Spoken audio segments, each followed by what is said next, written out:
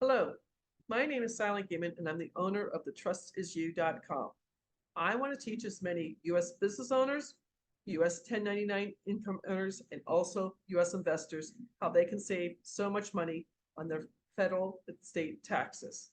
The Spendthrift Trust is legal. It's in the IRS Tax Code 643B.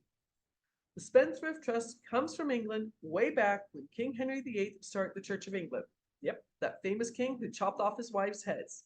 He went to go tax the lords and ladies of England. They went further back to history than the Magna Carta and said, no, no, no, King Henry VIII, you can't do this. It's contract law that came to the colonies while we were still part of England. The law firm I work on behalf of inherited a trust that turned 350 years old in 2023. Our current tax code went into effect February 1913, and the super rich families, the Rockefellers, the DuPonts, and the Carnegies, made sure they could save taxes. Well, if they can save taxes, we should be able to save taxes. And the only thing that's happened since 1913 is our tax code has grown and grown and grown and grown. True fact for you.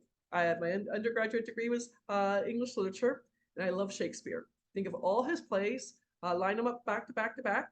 Romeo and Juliet, As You Like It, Midsummer Night's Dream, King Henry III, line them all up, and the US tax code is 10 times the size of Shakespeare's work. Shakespeare's a lot more interesting to read than the tax code. So I'm not making fun of accountants, but most accountants only work in the 300 and 400 level, and this is way up in the 600 level. Paul Benson was a Harvard law professor who knew what he was doing, and back 76 years ago, he wrote 5 different trusts. The business trusts for U.S. business owners and 1099 income earners, the beneficial trust for all investors, the charitable trust for 501c3 companies, the senior trust for anybody over 65 and on Medicare, and finally, the mineral rights trust.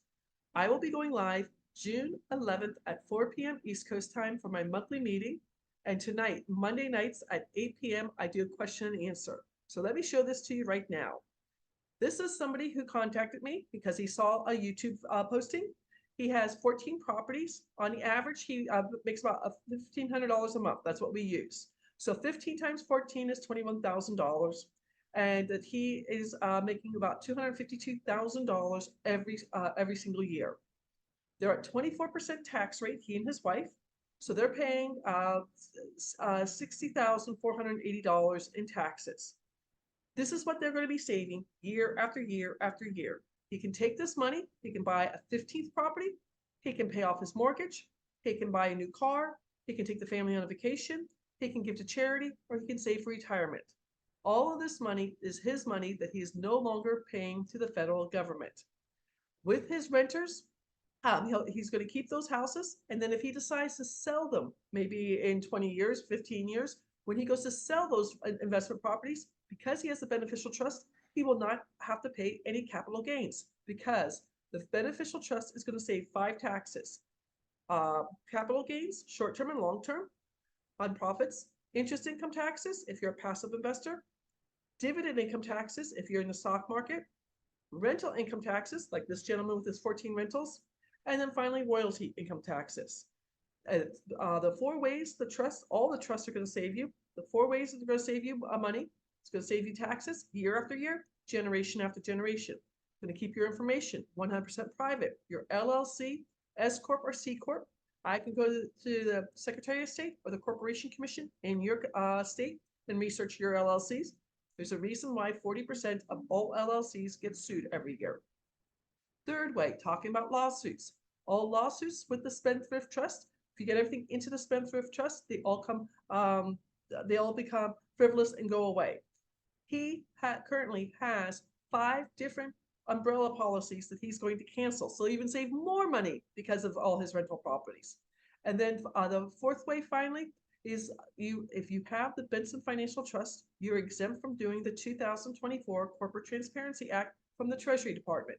Please, if you don't have the trust, do the paperwork from the Treasury Department because you could be fined $10,000 and or 2 years in jail.